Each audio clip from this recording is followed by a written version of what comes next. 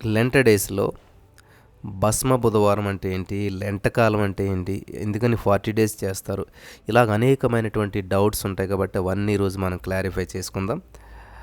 పరమగీతములు 2వ అధ్యాయం 12వ వచనం చదువుకొని మనం ముందుకు వెళ్దాం. దేశమంతటా పువ్వులు పూయుచున్నవి, పిట్టలు కోలాహలము చేయు కాలము వచ్చెను, పావుర స్వరము మన దేశంలో వినబడుచున్నది.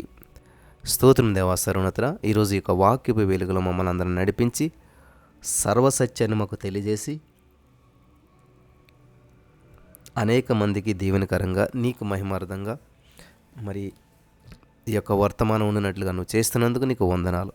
నజరేయుడైన యేసుక్రీస్తు నామములో ప్రార్థించి నమ్మి పొందుకుని నమ్మ పరమ తండ్రి, ఆమెన్. సరే, ఈరోజు మనం భస్మ బుధవారం అంటే ఈరోజు బుధవారం, కానీ దీన్ని భస్మ బుధవారం అంటారు. అంటే ఈ యొక్క 40 డేస్లో మొదటి రోజుని, ఈ లెంట డేస్లో మొదటి రోజునే ఉంటారంటే భస్మ బుధవారం అంటారు.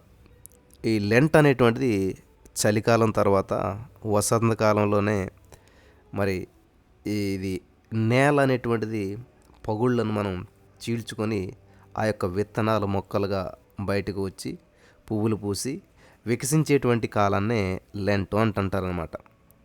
అయితే వసంతకాలానికి లెంటకాలానికి ఉన్నటువంటి సంబంధం ఏంటి? భస్మ బుధవారం ఎలా నిర్ణయిస్తారు? భస్మ బుధవారం లెంట దినాలు 40 మరి 40 డేస్, ఈ 40 అనేటువంటి సంఖ్య ఏంటి? ఇవన్నీ ఒకేసారి ఎలాగొచ్చాయి ఏంటి అనేటువంటి కొన్ని సంగతులు మనం ఈరోజు నేర్చుకుంటూ పరిశీలన చేసుకుంటూ ముందుకు వెళ్దాం. జాగ్రత్తగా వినండి. నెంబర్ 1, లెంట కాలం. అసలే ఏంటి అది? లెంట కాలం అంటే ఏంటంటే, ఇప్పుడు మనం చదివాం కదా పరమగీతం 2:12లో, దేశమంతటా పువ్వులు పూయిచున్నవి, పిట్టలు కోలాహలములు చేయు కాలము వచ్చెను, పావురస్వరం మన దేశంలో వినబడుచున్నది. ప్రియులారా గమనించాలి. ఇక్కడ మనం గమనించినట్లయితే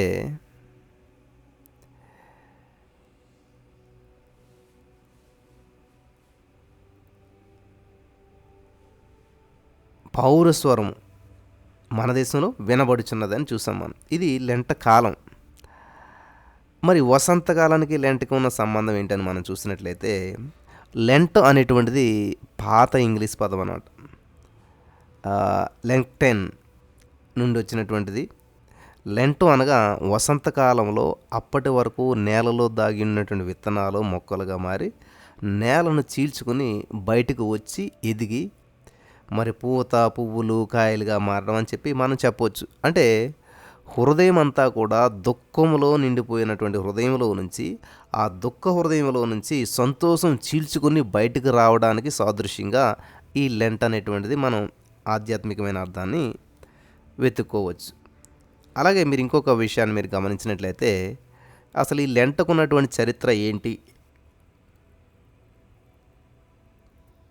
అని చూసినట్లయితే, క్రీస్తు శకం 325వ సంవత్సరంలో మరి నైసియా అనేటువంటి ప్రాంతంలో కాన్స్టంటైన్ చక్రవర్తి ఆధ్వర్యంలో జరిగినటువంటి ప్రపంచ క్రైస్తవ నైసియా సమావేశంలో ఒక మంచి కారణం కొరకు ఈ లెంటకాలం అనేటువంటిది నిర్ణయించబడింది. దీని యొక్క ఉద్దేశం ఏమిటంటే, అనుదిన జీవిత ప్రవాహంలో మానవుడు కొట్టుకుని పోతూ ఉన్నాడు. తన అత్యంత మరి చివరి అంత్యదశ ఏమిటో కూడా ఎరగకుండా మర్చిపోతూ ఉన్నాడు. మనిషి తన జీవితం శాశ్వతం కాదని ఎప్పటికైనా సరే మరి మన్నైనది మన్నైపోతుంది అన్నట్టుగాను ఈ మన్నుకు మన్నుగా బూడిదకు బూడిదగా మారాల్సిందే అనేటువంటి వాస్తవాన్ని మానవుడు గుర్తించవలసి ఉన్నది. కానీ ఈ వాస్తవాన్ని ప్రపంచం గుర్తించే స్థితిలో లేదు. ఈ జీవితం తాత్కాలికం అనేటువంటి నిజాన్ని ఈ బిజీ జీవితం మర్చిపోతుంది. కాబట్టి సంవత్సరంలో ఒక్కసారైనా సరే ప్రతి సంవత్సరం తెలియజేయాలి అని ఆ యొక్క చక్రవర్తి ఇది ప్రారంభించారు. అర్థమైంది కదా ఇప్పుడు ఎలా ప్రారంభించారో? ఆచారము లేకపోతే అట్లా అని అనుకున్నప్పటికీ ఇది ఈ విధంగా ప్రారంభించబడింది. అసలు భస్మ బుధవారం అనేటువంటిది ఎలా నిర్ణయిస్తారో, ఇన్ని బుధవారాలు అదే భస్మ బుధవారం అని ఎలా నిర్ణయిస్తారంటే, సాధారణంగా ప్రతి సంవత్సరం ఈ యొక్క భస్మ బుధవారం తారీఖు మారుతుంది. కారణం ఏంటంటే, క్రీస్తు శకం 601వ సంవత్సరంలో గ్రెగోరీ అనేటువంటి పోప్ ఏం చేశాడంటే,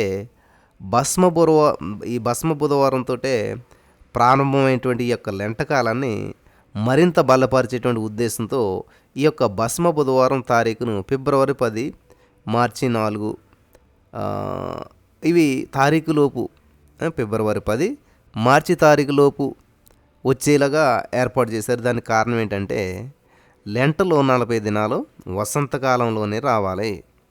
వింటున్నారా? ఈ లెంటలో ఉండేటువంటి 40 డేస్ వసంతకాలంలోనే రావాలి. ఈ కాన్స్టంటైన్ చక్రవర్తి ఆ విధంగా నిర్ణయించారనమాట. అయితే ఋతువులు చంద్రుని యొక్క పరిభ్రమణాన్ని బట్టి ఏర్పడుతూ ఉంటాయి. కాబట్టి చంద్రుని యొక్క పరిభ్రమణాన్ని బట్టి వచ్చేలాగా ఈ యొక్క వసంతకాల సమయం ఆధారంగా లెంట యొక్క ఈ 40 దినాలు వసంతకాలంలోనే ఉండే విధంగా లెక్క పెట్టి సంఘంలో ఈ యొక్క లెంటను నిర్ణయించి దాని ఆధారంగా భస్మ బుధవారం తారీఖును కూడా నిర్ణయిస్తారు. కాబట్టి ఆ యొక్క చంద్రుని యొక్క భ్రమణం వల్ల వసంతకాలం వచ్చేటువంటి తారీఖులు మారుతూ ఉంటుంటాయి. దానివల్ల భస్మ బుధవారం కూడా మారుతూ ఉంటుంటుంది. అలాగే ఇప్పుడు లెంట డేస్ మనం ప్రకటించేసాం. మళ్ళీ ఇప్పుడు ఆదివారం వచ్చేస్తుంది మనకి. ఈ లెంట కాలంలో వచ్చేటువంటి ఆదివారాలు లెంటలో భాగమేనా అంటే భాగం కాదు. లెంట కాలంలో వచ్చేటువంటి ఆదివారాలు ప్రభువారు పునరుత్థాన దినాలుగా భావించి వీటిని లెంట కాలంలో లెక్కించకూడదు, లెక్కించరు. ఆదివారాలు ఉండవు, ఆదివారం లెక్కేయరనమాట. వింటున్నారా ప్రియులారా? ఆదివారాన్ని లెక్క పెట్టరు. సో ఇక్కడ ఆదివారం రోజు ప్రభుదినం, అది సంతోషంగా ఉండాలి. కాబట్టి దుఃఖకరమైనటువంటి ఆ యొక్క లెంటలో వచ్చినటువంటి ఆదివారాలను లెంటకాలం నుంచి తీసేశారు. వింటున్నారు అందరూ కూడా? సరే, బాగానే ఉన్నది. మరి లెంట్ అంటే 40 రోజులే ఎందుకు పెట్టారు? 40 రోజులే ఫాస్టింగ్ ఎందుకు చేస్తారు? ఎందుకని అంటే ఇక్కడ 2 పదాలని లాటిన్ భాషలో క్వాడ్రాగేసిమా అని చెప్పి పిలుస్తారు. అనగా 40 రోజులు లేదా ఈస్టర్ ముందు అక్షరాల 40వ రోజు. వింటున్నారా? 40 రోజులు లేదా ఈస్టర్ ముందు అక్షరాల 40వ రోజు. ఇది గమనించాలని చెప్పి ప్రభు పేరట నేను మనం చేస్తూ ఉన్నాను. హల్లెలూయా, దేవునికి స్తోత్రం కలుగును గాక. ఇక్కడ నోవాహు గారు ఇప్పుడు మనం ఈ యొక్క 40 రోజులకు 40 అనేటువంటి సంఖ్యకు ఉన్నటువంటి ప్రత్యేకత ఏంటి, 40 రోజుకు ఉన్నటువంటి ప్రత్యేకత ఏంటి అనేటువంటిది మనం చూసినట్లయితే నోవాహు మరి 40 రాత్రింబగళ్ళు ఆదికాండం 7:17 ప్రకారం నోవాహు 40 రాత్రింబగళ్ళు, అరణ్య ప్రయాణం 40 సంవత్సరాలు, సంఖ్యాకాండం 14:33, నిర్గమకాండం 24:18 మోసే దేవుని సన్నిధిలో పర్వతంపై 40 రాత్రింబగళ్ళు. అలాగే ఇజ్రాయేలీలు మన్నాతో పోషించబడింది కూడా నిర్గమకాండం 16:35 ప్రకారం 40 సంవత్సరాలు.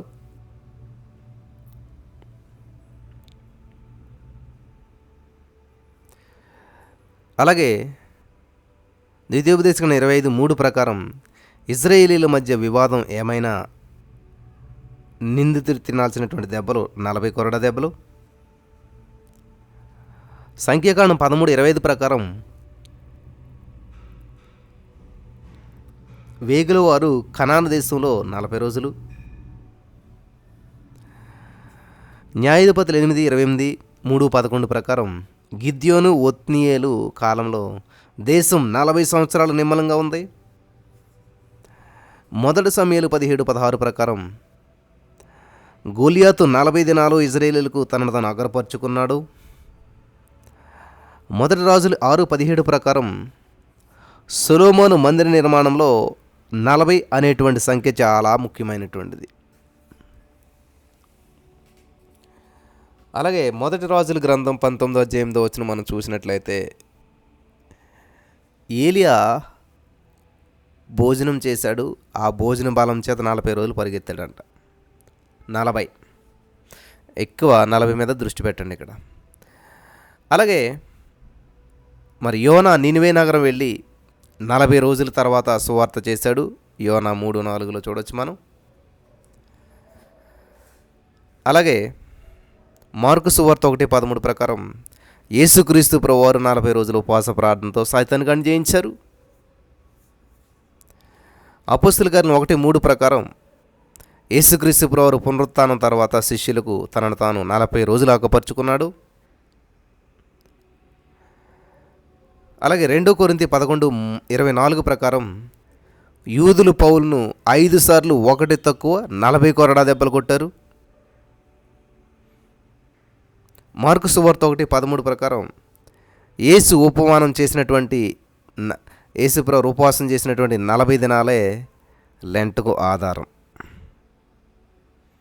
చూసారా, ఈ 40 దినాలకు ఎన్నో ఉదాహరణలు ఉన్నప్పటికీ కూడా ఆ యేసుక్రీస్తు ప్రభువారు చేసిన 40 దినాల ఉపవాస ప్రార్థనను బట్టి ఈ లెంట్ 40 దినాలు ఉపవాస ప్రార్థనలుగా ఉండాలని చెప్పి నిర్ణయించడం జరిగింది. ఇదే చరిత్ర. హల్లెలూయా.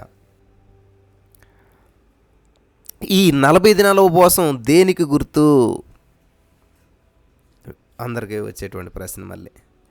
అసలు మరి ఎందుకని చేయాలి, అసలు దేనికి గుర్తు ఏంటి, దీనివల్ల ఉపయోగం ఏంటి ఈ 40 దినాలు అని ప్రశ్న వస్తుంది కదా. నెంబర్ 1, నూతన హృదయం. ఆదికాండం 7:12 మీరు చదువుకున్నట్లయితే నోహు దినాల్లో 40 రాత్రింబగళ్ళ వరకు కూడా కురిసినటువంటి ఆ వర్షానికి అన్నీ కూడా తుడిపిపెట్టుకుపోయాయి.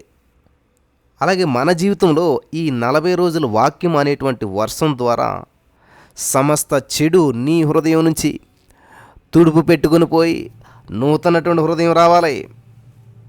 హల్లెలూయా. నూతన హృదయం రావాలి. దేవుని వాక్యపు వర్షంలో నోవహు దినాల్లో ఎలాగైతే పాపము కొట్టుకుపోయిందో, కళంకం లేకుండా అయిపోయిందో, మన జీవితంలో కూడా అటువంటి సునామీ రావాలి. ఎప్పుడైతే అటువంటి సమస్యలు వస్తాయో పరిశుద్ధాత్మ దేవుడు బలమైనటువంటి వాడు, శక్తి కలిగినటువంటి వాడు. హల్లెలూయా.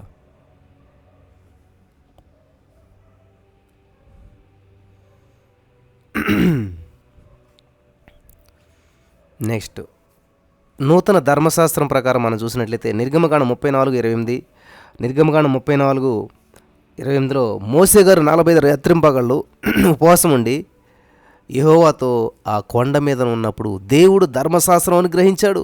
ఈ 40 దినాలు ఉపవాసం తర్వాత మనం కూడా వాక్యం అనేటువంటి ఆధ్యాత్మికమైన ఆహారాన్ని పొందుకోవాలి, వాక్యపు సత్యాన్ని పొందుకోవాలి, వాక్యపు లోతుల్లోనికి వెళ్ళాలి. హల్లెలూయా. దేవుని వాక్యపు వర్షంలో నీ యొక్క అప్పులు సమస్యలు కొట్టుకుని పోవాలి. దేవుని యొక్క వాక్యపు వెలుగులో నీకున్న భార్యాభర్తల మధ్య సమస్యలు, నిందలు, అవమానాలు, ఏ విధమైనటువంటి పరిస్థితుల్లో కృంగిపోతూ ఉన్నారో అవి కొట్టుకుని పోవాల్సిందే దేవుని వాక్యపు సునామీలో. హల్లెలూయా. దేవునికి స్తోత్రం కలుగును గాక.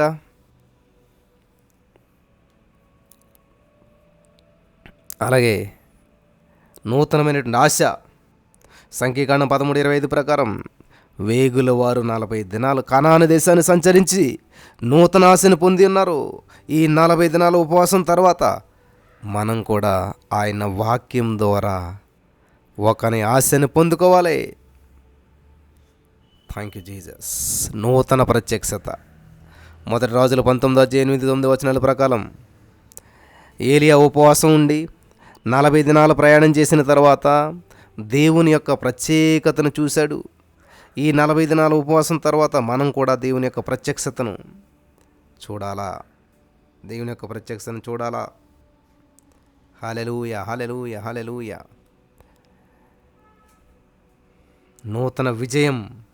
లూకా సువార్త 4:1-2 మనం చదివినట్లయితే యేసుక్రీస్తు ప్రభువారు 40 రోజులు ఉపవాసం తర్వాత సాతానుగాడిపై విజయం పొందాడు. ఈ 40 దినాల ఉపవాసం తర్వాత నీవు నేను కూడా అనేక సమస్యల మీద విజయం పొందాలి. నూతన విశ్వాసం.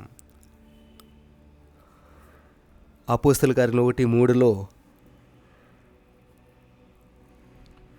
ఆరోహణానికి ముందు యేసుక్రీస్తు ప్రభువారు శిష్యులకు ప్రత్యక్షమయ్యాడు. అప్పుడు వారికి ఈ యొక్క నూతన విశ్వాసం కలిగింది. ఈ 40 దినాల ఉపవాసం తర్వాత మనం కూడా నూతనమైనటువంటి విశ్వాసం చేత నింపబడాలి, విశ్వాసం చేత పొందుకోవాలి. హల్లెలూయా. అలాగే ఈ 40 దినాలు కూడా ఉపవాసం తర్వాత మనం కూడా నూతన ఆశీర్వాదం పొందుకోవాలి. వింటున్నారా ప్రియులారా? చివరిగా ముగింపులో ప్రియమైనటువంటి సహోదర స్నేహితులారా, ఇదందరూ కూడా భక్తి శ్రద్ధలతో క్రైస్తవులు, మరి క్యాథలిక్లు, ప్రొటెస్టెంట్స్ ఇలా అందరూ కూడా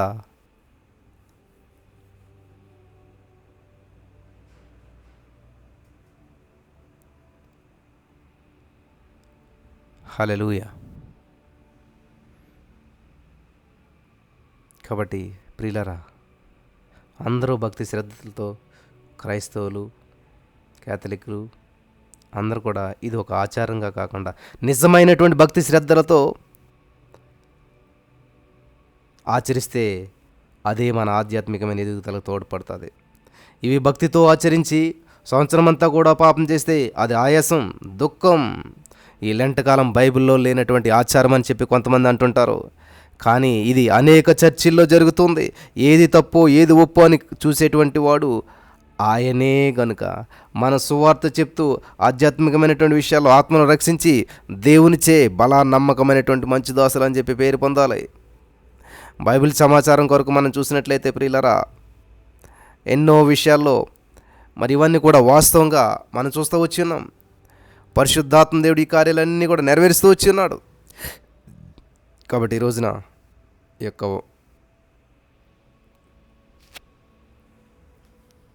ఈ లెంట్ అంటే ఏంటి, భస్మ బుధవారం అంటే ఏంటి, ఇవన్నీ కూడా ఒక అద్భుతమైనటువంటి అవగాహన వచ్చి ఉంటుంది అనుకుంటూ ఉన్నాను. దేవుడి మాటల ద్వారా మనల్ని అందరినీ బలపరిచి నడిపించి స్థిరపరచును గాక. ఆమేన్.